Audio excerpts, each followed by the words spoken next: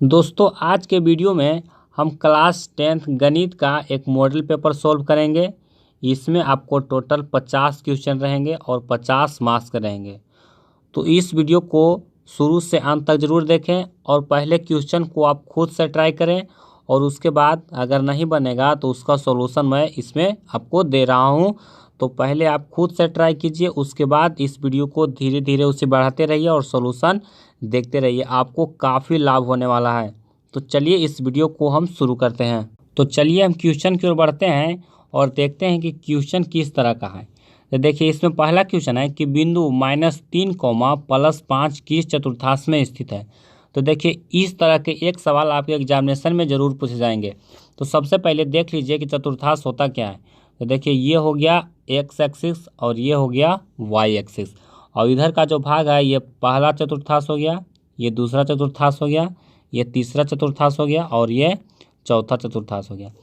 तो देखिए पहला चतुर्थांश में एक्स और वाई दोनों प्लस में, उसके बाद दूसरा में एक्स हो गया माइनस में लेकिन वाई हो गया प्लस में, तीसरा में होता है दोनों माइनस में, और चौथा में एक्स होता है प्लस में लेकिन वाई होता है माइनस में।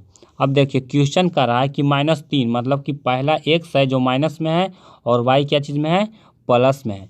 तो ये आप देख सकते हैं कि ये द्वितीय चतुर्थांश में है। तो इसका सही आंसर होगा ऑप्शन बी। उसके बाद दूसरा क्वेश्चन देखिए, ये भी क्वेश्चन काफ़ी इंपॉर्टेंट है, इसको भी आप अच्छी तरह से समझिए। कहता है कि निम्नलिखित में कौन परिमेय संख्या है। तो देखिए ऑप्शन ए में है 2 - √3। तो देखिए 2 है जो परिमेय संख्या है लेकिन √3 है वो अपरिमेय है, और जब कोई परिमेय संख्या में कोई अपरिमेय घटावेंगे तो उसका रिजल्ट होगा वो अपरिमेय होगा। उसके बाद बी में है √5, तो ये भी अपरिमेय संख्या है। सी में कहता है कि 2√3/√3। तो देखिए इसमें √3 से √3 कैंसिल करेंगे तो हमारा जो संख्या बचेगा वो 2 बचेगा। तो इसलिए इसका सही आंसर है ऑप्शन सी 2 है जो एक परिमेय संख्या है। उसके बाद डी में है √6, तो √6 है वो भी है जो अपरिमेय संख्या है। उसके बाद तीसरा क्वेश्चन देखिए, इसको भी अच्छी तरह से समझिए। कहता है कि एक द्विघात समीकरण का घात होगा। तो देखिए सबसे पहले आपको बता दें कि रैखिक समीकरण होता है उसका घात 1 होता है लेकिन प्लस में होता है, और द्विघात समीकरण है उसका भी घात 2 होता है लेकिन प्लस में होता है। त्रिघात समीकरण का है घात 3 होता है वो भी प्लस में, मतलब कि इसका घात कभी माइनस में नहीं होगा। तो चलिए इसको आप समझ गए होंगे कि इसका जो आंसर होगा वो होगा ऑप्शन ए +2। उसके बाद चौथा क्वेश्चन को देखिए और अच्छी तरह से समझिए। कहता है कि sin² 45 डिग्री या +cos² 45 डिग्री का मान कौन है। तो दोस्तों आप एक फार्मूला पढ़े होंगे कि sin² थीटा +cos² थीटा बराबर 1, और यहाँ पर थीटा का मान है वो 45 डिग्री दिया हुआ है। मतलब कि यहाँ पर अगर कुछ भी रहेगा 45 के जगह पर 17, 18 कुछ रहे वो उसका मान होगा जो एक ही होगा। मतलब कि sin² थीटा +cos² थीटा बराबर 1 होता है, तो वहाँ पर कुछ भी रहेगा तो उसका मान एक ही होगा। उसके बाद पाँचवा देखिए, पाँचवा क्वेश्चन कहता है कि प्रायिकता का अधिकतम मान होता है। तो प्रायिकता का जो अधिकतम मान होता है वो 1 होता है। और दोस्तों सबसे पहले आपको बता दें कि प्रायिकता का जो मान होता है वो 0 से लेके, मतलब कि 0 से लेके 1 के बीच में होता है। मतलब कि अगर -1 है तो वो प्रायिकता नहीं होगा, और अगर 1 से बड़ा मतलब कि 1 पॉइंट कुछ है तो वो भी प्रायिकता नहीं होगा, और अधिकतम मान 1 ही होता है। तो इसका सही आंसर है ऑप्शन बी। और कहेगा कि इसमें से कौन प्रायिकता नहीं हो सकती। तो देखिए अगर 1 के से कम है तो वो भी प्रायिकता नहीं होगा, और 1 से ज़्यादा है तो वो भी प्रायिकता का मान नहीं होगा। मतलब कि अधिकतम मान होता है वो हमेशा 1 ही होता है, उससे ज़्यादा मान नहीं हो सकता है। उसके बाद अगला क्वेश्चन देखिए, ये भी क्वेश्चन काफ़ी इंपॉर्टेंट है, इसमें बहुत सारे स्टूडेंट हैं वो कंफ्यूज हो जाते हैं। कहता है कि पाई है, तो पाई है वो एक अपरिमेय संख्या, इसमें कंफ्यूज नहीं होना है। इसका सही आंसर है ऑप्शन सी अपरिमेय। इसमें कंफ्यूज इस तरह से हो जाते हैं कि पाई का वैल्यू है वो 22/7 होता है, और 22/7 है वो p/q के रूप में है, तो उसको परिमेय संख्या मान देता है। लेकिन इसमें कंफ्यूज नहीं होना है, पाई है जो एक अपरिमेय संख्या है। उसके बाद देखिए सातवां क्वेश्चन, सातवां क्वेश्चन में कह रहा है कि बहुपद x² + 2x + 1 का एक शून्यक है। इसमें से हमको एक शून्यक निकालना है। तो देखिए इसको किस तरह से हम शून्यक निकाल सकते हैं। तो सबसे पहले इसको एक्स स्क्वायर करेंगे, अब प्लस 2x है तो प्लस एक्स और प्लस एक्स इसको हम लिख सकते हैं और प्लस 1। उसके बाद देखिए इसमें से x कॉमन लेंगे तो x प्लस 1 बचेगा, इसमें प्लस एक कॉमन लेंगे तो यहाँ पर भी x प्लस 1 बचेगा। और इसको हम लिख सकते हैं कि x प्लस 1 और इंटू एक्स प्लस 1। तो इसका देखिए x प्लस 1 बराबर 0 करेंगे या फिर x प्लस 1 बराबर 0 करेंगे, दोनों पर सेम है। तो x प्लस 1 बराबर अगर हम 0 करेंगे तो x का जो वैल्यू आएगा वो होगा -1। इसका जो एक शून्यक है वो क्या चीज़ है, -1, यानी कि 7वां का बी है जो सही आंसर है। इसको आप खुद से भी ट्राई कर सकते हैं।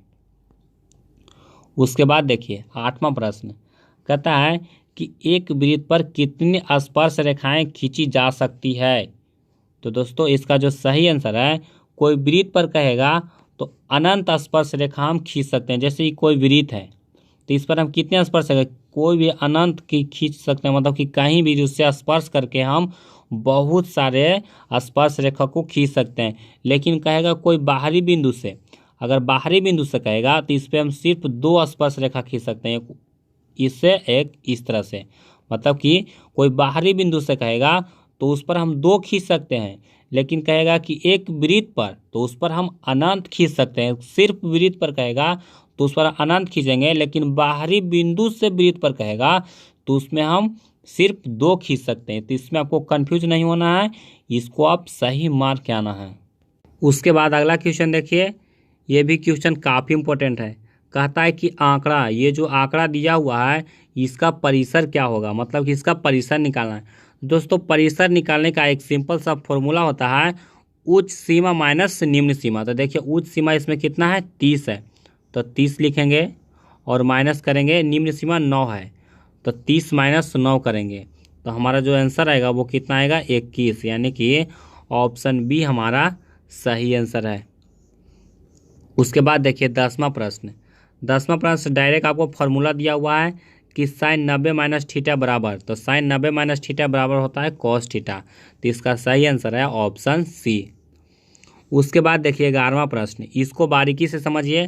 कहता है कि किसी घटना ई के लिए, मतलब कि कोई घटना ई है पी ई, मतलब कि इसका प्रायिकता, और पी ई डैश मतलब कि प्रायिकता नहीं, मतलब कि होने की प्रायिकता और नहीं होने की प्रायिकता, दोनों को जोड़ेंगे तो उसका मान होगा जो 1 होगा, यानी कि ऑप्शन बी है इसका सही आंसर। इसमें आपको कंफ्यूज नहीं होना है, ये वीवीआई क्वेश्चन है, इसको आप अच्छी तरह से तैयारी कर लीजिए। मतलब कि होने की प्रायिकता और नहीं होने की प्रायिकता को जोड़ेंगे तो उसका वैल्यू 1 आएगा।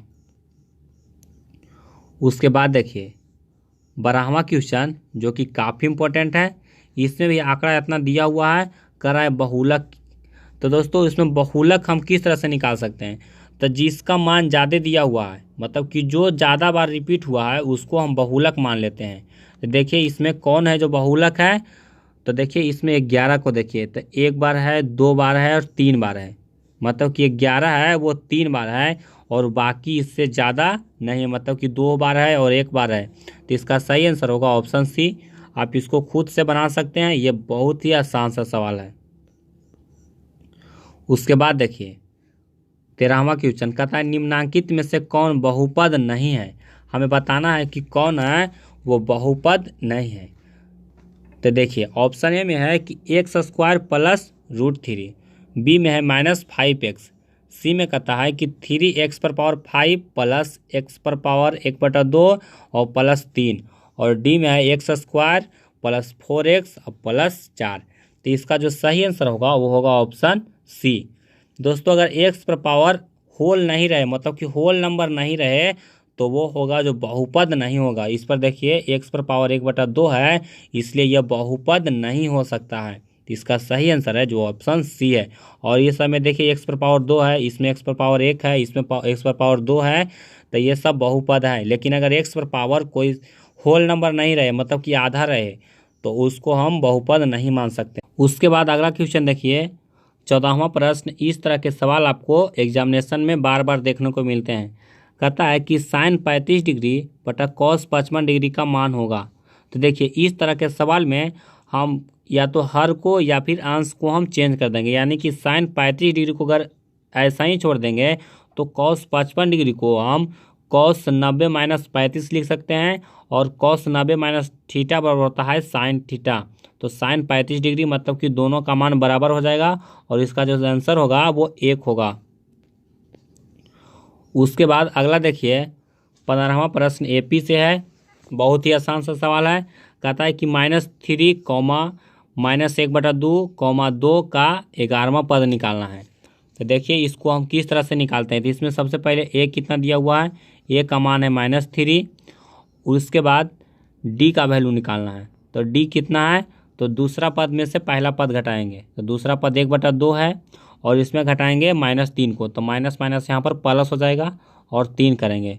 तो यहाँ पर हम 2 एलसीएम लेंगे, और -1 और +6 मतलब कि 5/2। इसका डी होगा जो 5/2 होगा।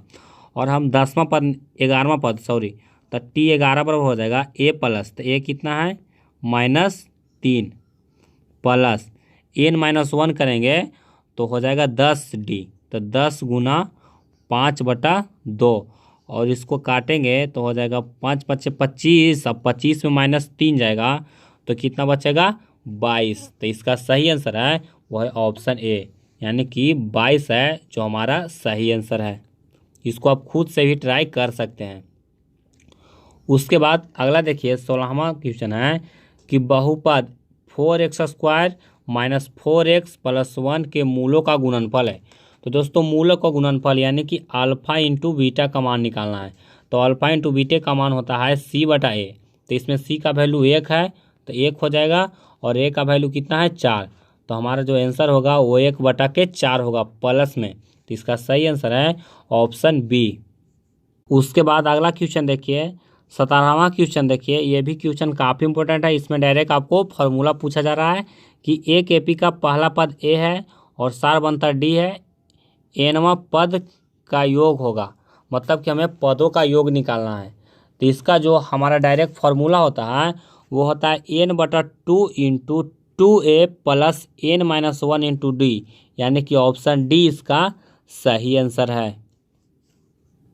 उसके बाद 18वां क्वेश्चन देखिए, ये भी क्वेश्चन काफ़ी इंपॉर्टेंट है, और इस तरह के आपको एक सवाल आपके एग्जामिनेशन में ज़रूर पूछे जाते हैं। कहता है कि 1/√3 बराबर है। तो ऑप्शन ए में है साइन 30 डिग्री के, बी में है tan 30 डिग्री के, सी में है tan 60 डिग्री के, और डी में है साइन 60 डिग्री के। तो दोस्तों इस सवाल को हल करने के लिए सबसे पहले आपको पूरा ट्रिगोनोमेट्रिकल फंक्शन का 0 डिग्री से 90 डिग्री तक मान कम से कम याद रखना है।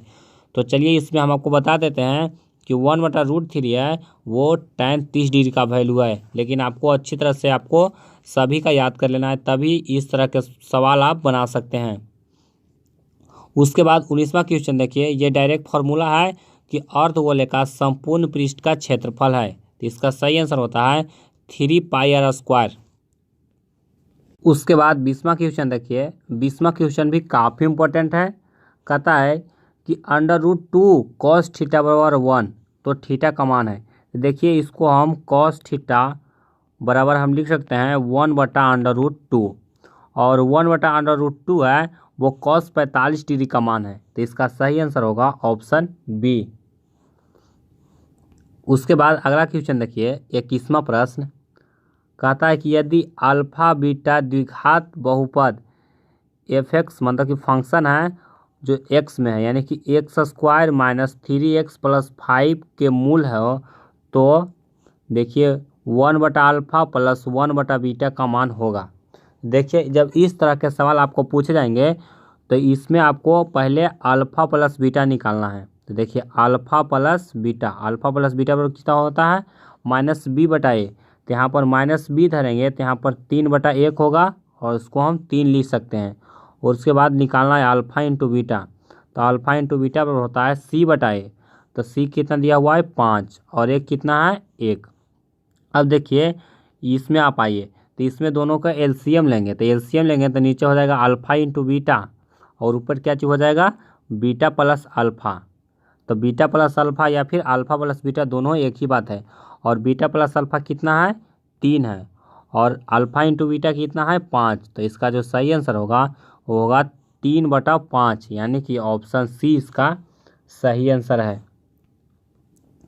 उसके बाद देखिए 22वां क्वेश्चन कहता है कि यदि द्विघात समीकरण ax² प्लस bx प्लस सी बराबर 0 के दोनों मूल बराबर हैं तो द्विघात समीकरण का विभक्तर d यानी कि इसका जो विवेचक है वो क्या है। तो दोस्तों जब द्विघात समीकरण का दोनों मूल बराबर होगा तो जो विभक्तर का मान निकालेंगे वो 0 के बराबर होगा, यानी कि d बराबर 0 होगा। तो इसका सही आंसर है ऑप्शन ए। उसके बाद देखिए 23वां प्रश्न है, कहता है कि कार्तीय तल में स्थित बिंदु 3, -4 में कोटि का मान है। तो देखिए इसमें हमको ये जो बिंदु दिया हुआ है इसमें हमको कोटि का मान पूछा जा रहा है। देखिए इसमें जो हमारा कोटि का मान होगा वो होगा -4, यानी कि ये जो वाई एच के अथी रहता है उसको हम कोटि कहते हैं। यहाँ पर देखिए एक सच हो गया शुरू में, उसके बाद क्या चीज़ हो गया वाई एच, तो वाई एच वाले को हम कोटि बोलेंगे। तो कोटि का मान कितना है तो -4, तो इसका सही आंसर है ऑप्शन ए। उसके बाद देखिए 24वां प्रश्न कहता है यदि किसी घनाभ की लंबाई l, चौड़ाई b और ऊंचाई h तो घनाभ का आयतन। तो दोस्तों घनाभ का आयतन का आपको डायरेक्ट फॉर्मूला आपको याद होना चाहिए। इसका जो फॉर्मूला होता है वो होता है LBH, यानी कि ऑप्शन ए इसका सही आंसर है। उसके बाद अगला क्वेश्चन देखिए 25वां प्रश्न में काफ़ी इंपॉर्टेंट है। कहता है कि त्रिभुज ABC एक समकोण त्रिभुज है जिसका कोण B 90 डिग्री, A 40 डिग्री और C का मान निकालना है। तो देखिए एक समकोण त्रिभुज है ABC है, मतलब कि ये A हो गया, ये B हो गया और C, और जिसका जो B कोण है वो 90 डिग्री है। तो हम जानते हैं कि त्रिभुज के तीनों कोणों का मान कितना होता है 180 डिग्री, मतलब कि कोण A प्लस कोण B प्लस कोण C बराबर 180 डिग्री। तो यहाँ पर कोण A का मान कितना दिया हुआ है 40, तो इसको 40 लिखेंगे, और प्लस कोण B का मान कितना है 90, और हमें कोण C का मान निकालना है तो कोण C लिख देंगे और बराबर कितना हो जाएगा 180। उसके बाद दोनों को जोड़ेंगे तो 90 और 40 कितना हो जाएगा 130 और प्लस कोण C बराबर कितना होगा 180, और कोण C का वैल्यू निकालेंगे तो 180 माइनस 130 करेंगे तो हमारा जो वैल्यू आएगा वो होगा 50, यानी कि ऑप्शन डी हमारा सही आंसर है। उसके बाद देखिए 26वां क्वेश्चन प्रश्न है कि tan 25 degree, tan 20 degree, tan 65 degree और tan 70 डिग्री बराबर है। तो देखिए इसको में हमको 2 को चेंज कर देना है, मतलब कि 4 को tan में है तो उसमें 2 को हमको cot में चेंज कर देना है। तो देखिए tan 25 डिग्री को हम cot 65 डिग्री से रिप्लेस करेंगे तो इसमें से हमारा जो हो जाएगा ये हो जाएगा cot 25 डिग्री, 90 माइनस थीटा करेंगे तो हमारा 25 डिग्री हो जाएगा, और tan 20 डिग्री है और यहाँ पर tan 70 डिग्री है तो tan 70 को हम cot 20 में चेंज कर सकते हैं। और हम जानते हैं कि tan theta into cot theta का फॉर्मूला होता है वो 1 होता है, तो 1 गुने 1 करेंगे तो हमारा आंसर होगा वो 1 आएगा, यानी कि ऑप्शन बी हमारा सही आंसर है। उसके बाद 27वां क्वेश्चन थोड़ा रटने वाला क्वेश्चन है, इसको आप अच्छी तरह से देखिए। कहता है कि 2 गो त्रिभुज दिया हुआ है, त्रिभुज ABC और त्रिभुज PQR। इसमें से ये कंडीशन दिया हुआ है कि AB बटा PQ बराबर BC बटा RP, ये मतलब कि त्रिभुज है वो समरूप है। तो इसमें जो कोण है वो कौन कौन कोण है वो बराबर होगा। तो देखिए ऑप्शन ए में है कि कोण B बराबर कोण Q, बी में है कि कोण A बराबर P, सी में है कोण A बराबर कोण R, और डी में है कोण B बराबर कोण P। तो इसका सही आंसर होगा ऑप्शन डी, कोण B बराबर कोण P। उसके बाद 28वां क्वेश्चन देखिए, ये भी क्वेश्चन काफ़ी इंपॉर्टेंट है और बहुत ही आसान सा सवाल है। कहता है कि निम्नलिखित में कौन अभाज्य संख्या है। तो सबसे पहले हमको यह जानना होगा कि अभाज्य संख्या किसे कहते हैं। तो दोस्तों अभाज्य संख्या उसे कहते हैं जो 1 से कटे, स्वयं से कटे और उसके अलावा किसी और से नहीं कटे, तो उसको हम अभाज्य संख्या कहते हैं। तो ऑप्शन ए में है 10, तो 10 देखिए 5 और 2 से भी कट रहा है, 21 तो 7 और 3 से कट रहा है। उसके बाद सी में देखिए 11, तो 11 है वो किसी से नहीं कटेगा, तो इसका सही आंसर होगा वो होगा ऑप्शन सी। उसके बाद डी में देखिए 35 है, तो ये 7 से भी कटेगा, 5 से भी कटेगा, तो ये है जो भाज्य संख्या है। उसके बाद 29वां क्वेश्चन कहता है कि 1 प्लस कॉट स्क्वायर थीटा बटा 1 प्लस टेन स्क्वायर थीटा बराबर होता है। तो ऑप्शन ए में है टेन स्क्वायर थीटा के, बी में है सेक स्क्वायर थीटा के, सी में है कॉसेक स्क्वायर थीटा के और डी है कॉट स्क्वायर थीटा के। इसका जो सही आंसर होगा वो होगा option D, cot square theta. दोस्तों इसका जो प्रूफ है थोड़ा लंबा है, इसलिए मैं इस वीडियो में नहीं बता पा रहा हूँ। अगर इसका प्रूफ आपको चाहिए तो आप मुझे कमेंट कर सकते हैं, या फिर कोई बुक से या फिर किसी दोस्त के हेल्प से इसको सॉल्व कर सकते हैं। अगर इसमें इसका प्रूफ बताएंगे तो ये वीडियो है वो अधिक लंबा हो जाएगा, इसलिए इसको हम यहीं पर छोड़ देते हैं आपको आंसर बता के। उसके बाद देखिए तीसरा क्वेश्चन, ये भी काफ़ी इंपॉर्टेंट है और इसको VVI क्वेश्चन कर लीजिए। कहता है यदि किसी वृत्त का परिमाप और क्षेत्रफल संख्यात्मक रूप से बराबर हो तो उस वृत्त की त्रिज्या है। तो ऑप्शन ए में है पाई मात्रक, बी में है 2 मात्रक, सी में है 5 मात्रक और डी में है 4 मात्रक। तो इसका जो सही आंसर होगा वो होगा ऑप्शन बी, 2 मात्रक। उसके बाद 31वां देखिए, ये क्वेश्चन काफ़ी इंपॉर्टेंट है और इससे हम पहले कई बार और वीडियो में बता चुके हैं कि बिंदु 2,3 की मूल बिंदु से दूरी है। तो दोस्तों मूल बिंदु से दूरी निकालने का फॉर्मूला होता है √x² प्लस y²। तो इसमें x स्क्वायर कितना हो जाएगा, 2 दूनी 4 और y स्क्वायर कितना हो जाएगा 3 तिहाई 9 और 9 और 4 कितना हो जाएगा 13, मतलब कि √13 इकाई, यानी कि हमारा ऑप्शन सी है वो सही आंसर है। उसके बाद 32वां क्वेश्चन देखिए, ये भी क्वेश्चन काफ़ी इंपॉर्टेंट है और इससे रिलेटेड आपके एग्जामिनेशन में बहुत सारे सवाल पूछे जाते हैं।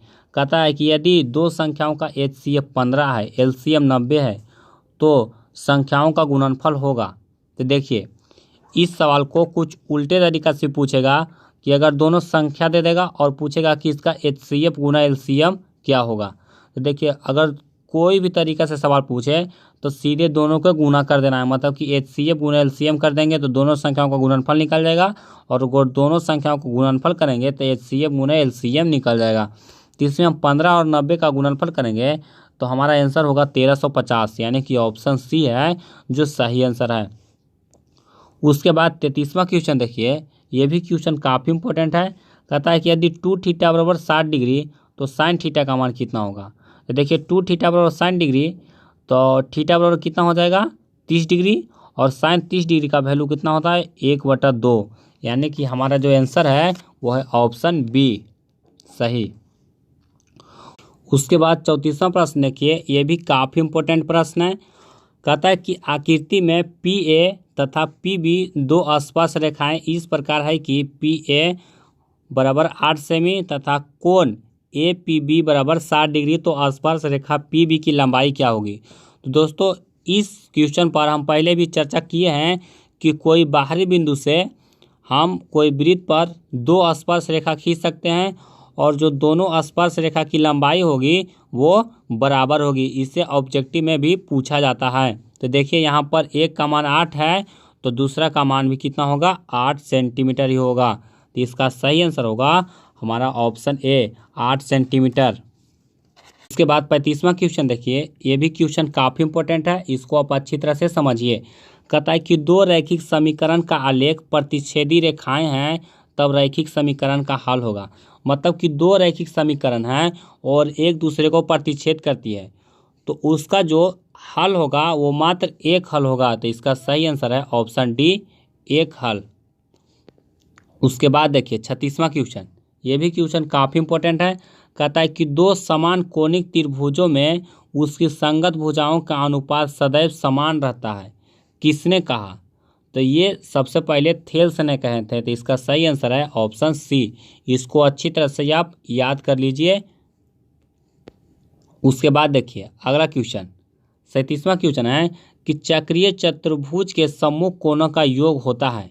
तो चक्रीय चतुर्भुज मतलब कि चक्रीय चतुर्भुज कहने का मतलब कोई वृत्त के अंदर अगर कोई चतुर्भुज है और इसके सम्मुख कोण मतलब कि ये कोण बराबर ये कोण, तो ये दोनों कोण का मान होता है वो 180 डिग्री के बराबर होता है। तो इसका जो सही आंसर होगा वो होगा ऑप्शन डी, 180 डिग्री। उसके बाद देखिए 38वां क्वेश्चन, इसको आप अच्छी तरह से समझिए, ये बहुत ही इम्पोर्टेंट क्वेश्चन है। साथ साथ आपके कंपटीशन एग्जाम के लिए भी ये बहुत ही इंपॉर्टेंट क्वेश्चन है। कहता है 2 गोले का आयतन का अनुपात 125:27 है, तो इसके पृष्ठ क्षेत्रफल का अनुपात क्या होगा। तो देखिए, सबसे पहले त्रिज्या के बारे में समझते हैं कि आयतन निकालेंगे तो आयतन का फॉर्मूला होता है 4/3 पाई आर क्यूब। मतलब कि 125 है वो किसी का क्यूब दिया हुआ है और 27 भी किसी का क्यूब दिया हुआ है। तो 125 है वो किसका क्यूब है, तो 5 का क्यूब है। और उसके बाद 27 है वो किसका क्यूब है, 3 का। 3 तिया 9, 9 तिया 27। तो देखिए ये आ गया। तो ये आंसर नहीं होगा। अगर त्रिज्या का अनुपात पूछेगा तो इसका आंसर यही होगा, लेकिन हमें पूछ रहा है कि पृष्ठीय क्षेत्रफल। अब पृष्ठीय क्षेत्रफल होता है 4 पाई आर स्क्वायर। तो देखिए संपूर्ण पृष्ठ का क्षेत्रफल होता है 4 पाई आर स्क्वायर। तो इसमें आर को फिर स्क्वायर कर देना है, मतलब कि स्क्वायर करेंगे तो कितना हो जाएगा, 25:9। तो हमारा जो सही आंसर होगा वो होगा 25:9, यानी कि ऑप्शन बी हमारा सही आंसर है। दोस्तों इसमें कंफ्यूज नहीं होना है। अगर क्षेत्रफल पूछ दे और त्रिज्या निकालना रहे तो उसको अंडर रूट करेंगे, लेकिन अगर आयतन दे दे और उससे हमको त्रिज्या पूछे तो उसका क्यूब रूट कर देना है। और अगर त्रिज्या दे दे और हमको पूछे कि इसका आयतन का अनुपात क्या होगा तो उसको क्यूब कर देना है। इसमें आपको कंफ्यूज नहीं होना। इसको आप अच्छी तरह से 1 से 2 बार इसको प्रैक्टिस कीजिए, आपको अच्छी तरह से खुद समझ में आ जाएगा। उसके बाद आइए 39 क्वेश्चन, मतलब कि 39वां क्वेश्चन है। ये भी क्वेश्चन आपको काफ़ी इंपॉर्टेंट है। कहता है कि कॉस थीटा बराबर एक्स तो सेक थीटा। तो दोस्तों हम जानते हैं जो सेक थीटा का मान होता है वो कॉस थीटा के उल्टा होता है। अगर कॉस थीटा बराबर एक्स है तो सेक थीटा का मान होगा जो 1/x होगा, यानी कि ऑप्शन डी इसका सही आंसर है। उसके बाद 40वां क्वेश्चन देखिए। ये क्वेश्चन आपको अच्छी तरह से समझना है। कहता है यदि त्रिभुज ए बी सी के शीर्ष का निर्देशांक ए है जो 2,4 है, बी है जो 0,6 है और सी है जो 4,-1 है, तो ए बी सी के केंद्रक का निर्देशांक होगा। तो देखिए केंद्रक का निर्देशांक निकालने के लिए होता है x1 + y1 x1 + x2 + x3/3। तो इसमें 2 हो गया, उसमें क्या चीज़ है 0 और उसमें क्या चीज़ है 4। तो इसको करेंगे और बटा 3 करेंगे तो 4 और 2 6/3 हो जाएगा, मतलब कि 2। तो एक पहला हो गया, पहला आ गया कितना 2। उसके बाद देखिए y1 + y2 + y3 करना है, मतलब कि 4 और +6 और प्लस कितना -1 है। तो यहाँ पर हम -1 कर सकते हैं। तो 6 और 4 10 और 10 में से 1 गया तो कितना बचा 9 और 9/3 करेंगे तो इसका 3, मतलब कि हमारा जो निर्देशांक आया वो आया कितना 2,3, यानी कि हमारा ऑप्शन बी है वो सही आंसर है। उसके बाद अगला क्वेश्चन देखिए। ये भी क्वेश्चन काफ़ी इंपॉर्टेंट है। कहता है कि n पदों वाले AP का योग n² + 2n + 1 है, तो इसका 6वां पद है। तो ऑप्शन ए में है 14, बी में है 13, सी में है 15 और डी में है 16। तो दोस्तों इसका सही आंसर है वो है ऑप्शन बी 13। उसके बाद देखिए 42वां क्वेश्चन। ये भी काफ़ी इंपॉर्टेंट है। कहता है कि 2 समरूप त्रिभुजों की भुजाएं 3:5 के अनुपात में है। इन त्रिभुजों का क्षेत्रफल का अनुपात है। तो दोस्तों जब आपको भुजा का अनुपात दिया हुआ रहे और आपको क्षेत्रफल का अनुपात पूछे तो इसको स्क्वायर कर देना है, यानी कि 3 का स्क्वायर करेंगे तो 9 हो जाएगा और 5 का स्क्वायर करेंगे तो 25 हो जाएगा, यानी कि हमारा आंसर होगा वो 9:25, यानी कि ऑप्शन सी इसका सही आंसर है।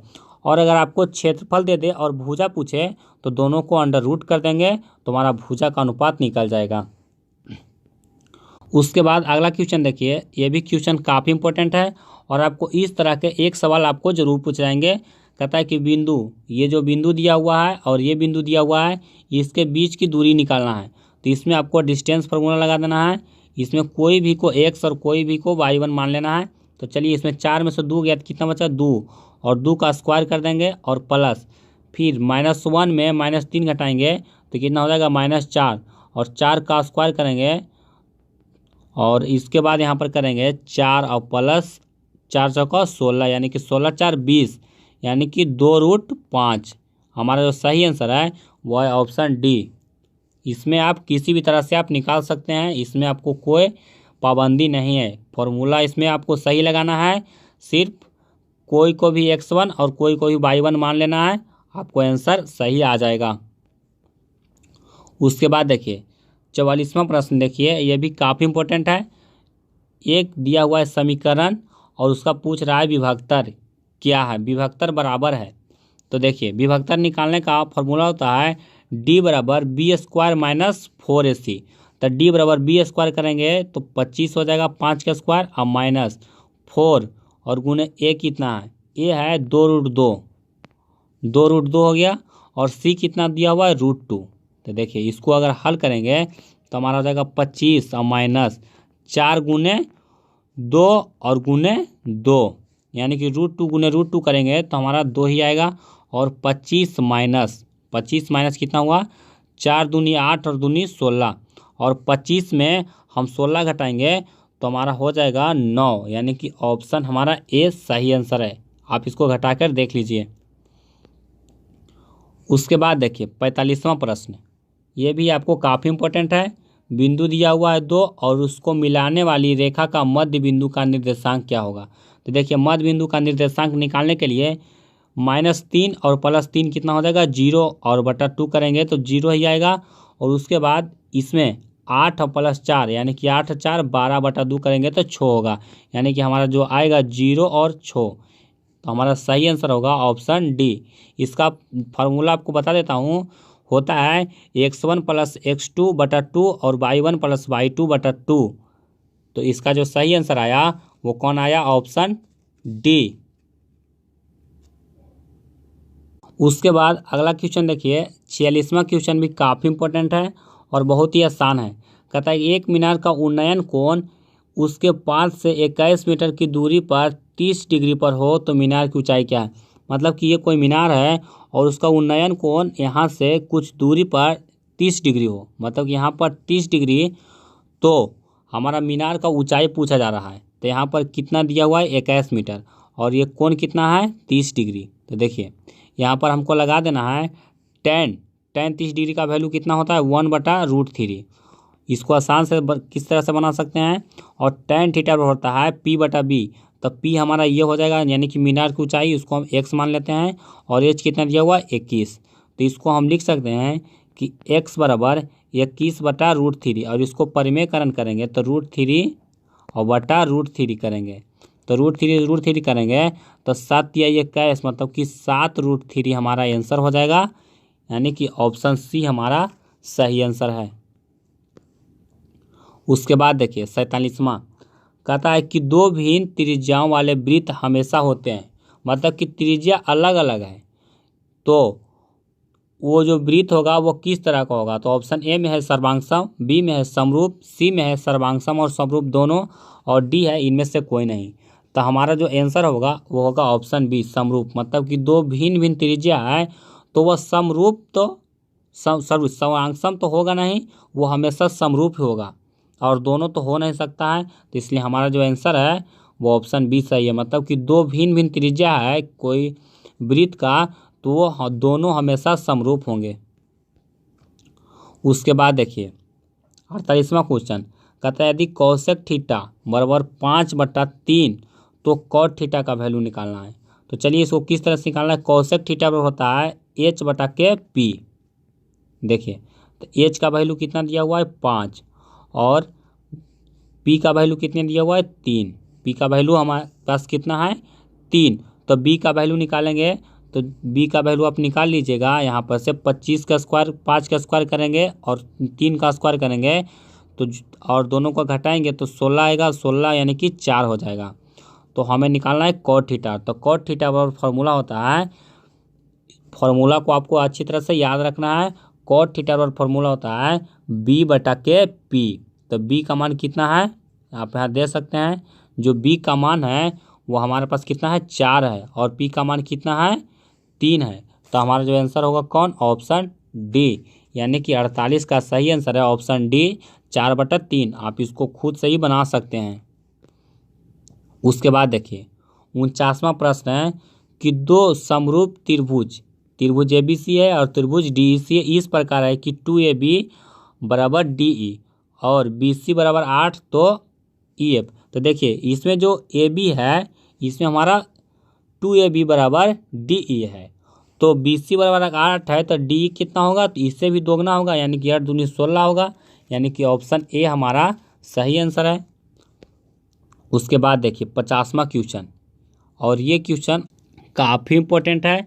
देखिए प्रश्न है कि निम्नलिखित में से कौन सही है यदि त्रिज्या R वाले वृत्त उस त्रिज्याखंड का क्षेत्रफल जिसका कोण P डिग्री है।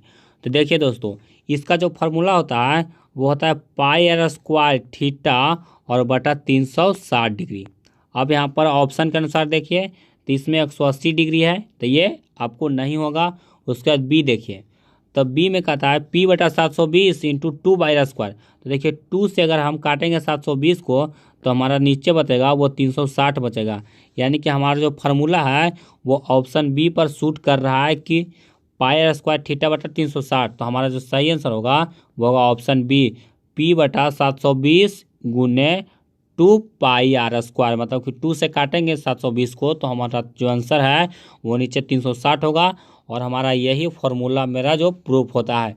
तो दोस्तों उम्मीद करता हूँ कि ये वीडियो आपको पसंद आया होगा, और अगर वीडियो पसंद आया तो वीडियो को लाइक करें, और इसी तरह के मॉडल पेपर सॉल्यूशन के लिए आप मुझे कमेंट कर सकते हैं, और इस वीडियो को अपने दोस्तों में ज़्यादा से ज़्यादा शेयर करें।